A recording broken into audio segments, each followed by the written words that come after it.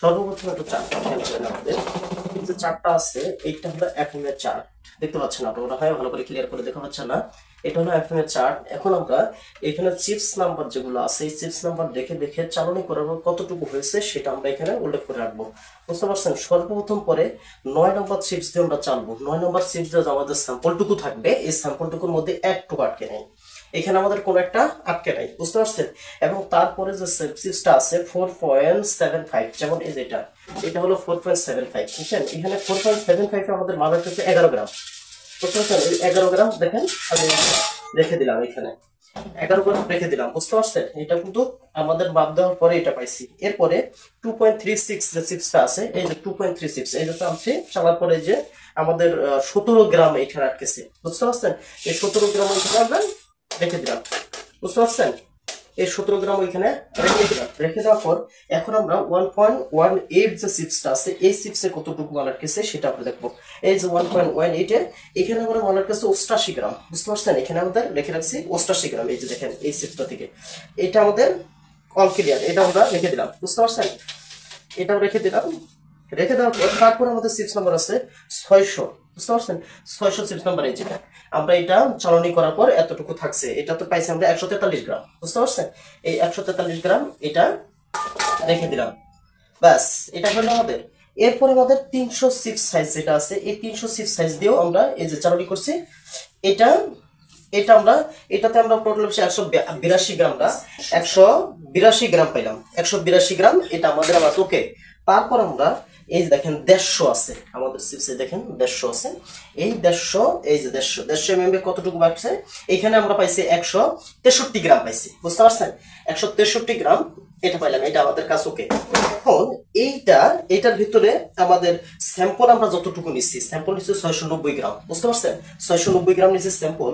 এখন এইটা টোটাল আমরা ক্যালকুলেশন করব। ক্যালকুলেশন করার পরে যদি দেখি কতটুকু লস হইলো এবং কতটুকু এটার মধ্যে রেজাল্ট বের হলো, এটাই আমরা এখন দেখব। বুঝতে পারছেন? তাহলে কন্টিনিউ একটু দেখতে থাকেন।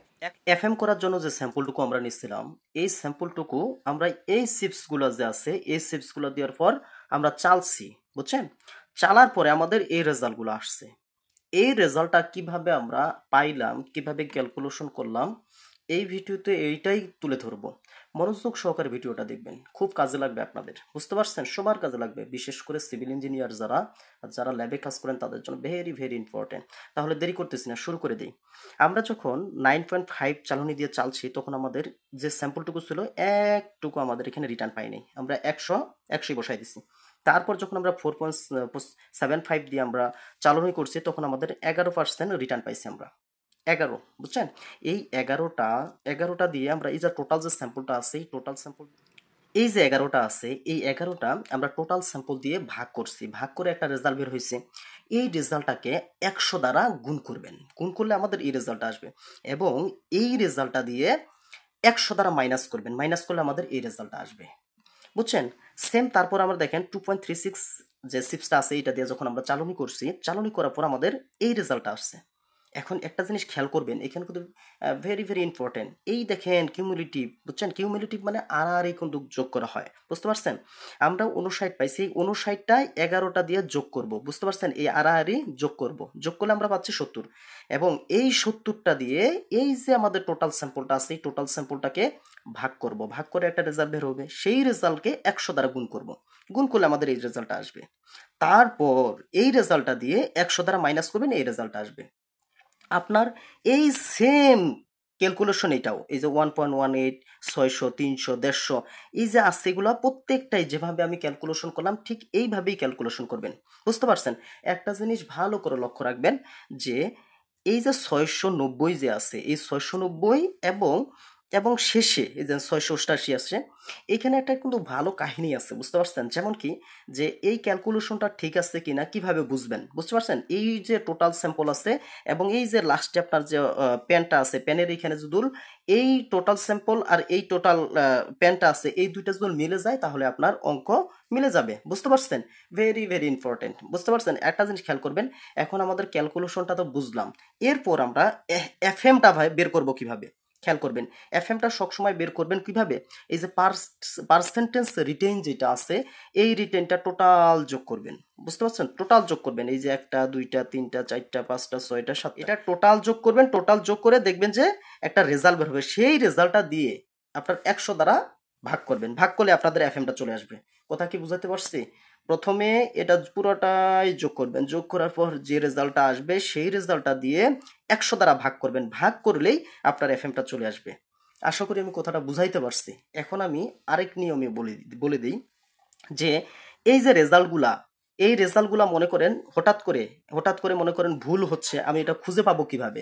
খেয়াল করবেন, আমরা ক্যালকুলেশন করা শেষ করার পর যে পার্সেন্টেজ আছে না, এই পার্সেন্টেজটা আমরা আবার তুলে রাখবো, শুধু এটা তুলে রাখবো, এটা ব্যাক ক্যালকুলেশন, মাথায় রাখবেন এটা হলো ব্যাক ক্যালকুলেশন, এইটা তুলে রাখবেন। এইটা তুলে রাখার পর 100 দ্বারা এটা মাইনাস করবেন, বুঝতে পারছেন, এটা দিয়ে 100 দ্বারা মাইনাস করবেন, 100 দ্বারা মাইনাস করলে আমাদের এই রেজাল্ট আসবে। আমি আপনাদেরকে প্র্যাকটিক্যালি দেখাচ্ছি, দেখেন এই দেখেন এইখানে 100 মাইনাস 1.6, এ দেখছেন 58.4, এইভাবে প্রত্যেকটারই মাইনাস করবেন এগুলা, এইটা দিয়ে 100 মাইনাস করবেন, এইটা দিয়ে 100 মাইনাস করলে এটা আসবে, 100 মাইনাস করলে এটা আসবে, 100 মাইনাস করলে এটা আসবে, 100 মাইনাস করলে এটা আসবে। এখন কথা হলো যদি আমি ব্যাক ক্যালকুলেশন করি তাহলে এই রেজাল্টটা কিভাবে বের হবে? খেয়াল করবেন, এইটা দিয়ে আপনারা 100 দ্বারা ভাগ করবেন, এইটা দিয়ে 100 দ্বারা কি করবেন? ভাগ করবেন। আমি আপনাদের প্র্যাকটিক্যালি দেখাচ্ছি, দেখেন এটা দাও 1.6 ভাগ 100, দেখেন কত আসছে, দেখছেন এটা আসছে, এইটা দিয়ে টোটাল ইনটু দিবেন, টোটাল স্যাম্পল দিয়ে 690 টোটাল স্যাম্পল দিয়ে গুণ দিবেন, গুণ দিলে আমাদের দেখেন এই রেজাল্টটা বের হয়ে আসছে। দেখা পাইছেন? বুঝতে পারছেন? আমি আশা করি বুঝতে পারছেন মনে হয়। এখন দেখেন 1.16 দিয়ে যখন আমি 100 দ্বারা এটা ভাগ করব, ভাগ করে যে রেজাল্টটা বের হবে টোটাল স্যাম্পলটা দিয়ে আপনি গুণ দিবেন, গুণ দিলে আমাদের এই রেজাল্টটা বের হয়ে আসবে, বুঝতে পারছেন? তারপর সেম দেখেন এই যে 10.2 যে আছে, এই 10.2টা 100 দ্বারা ভাগ করবেন, ভাগ করে যে রেজাল্টটা বের হবে এটা দিয়ে টোটাল স্যাম্পলকে গুণ করবেন, গুণ করলে এটা চলে আসবে, বুঝতে পারছেন? এখন কথা হলো এই সংখ্যাটা কিভাবে আসলো? খেয়াল রাখবেন কিউমুলেটিভ মানে কি, আড়াআড়ি ভাবে যোগ করতে হবে, কিন্তু এটা আমরা কি করছি, ব্যাক ক্যালকুলেশন করতেছি, ব্যাক ক্যালকুলেশন করলে অবশ্যই মাইনাস করতে হবে।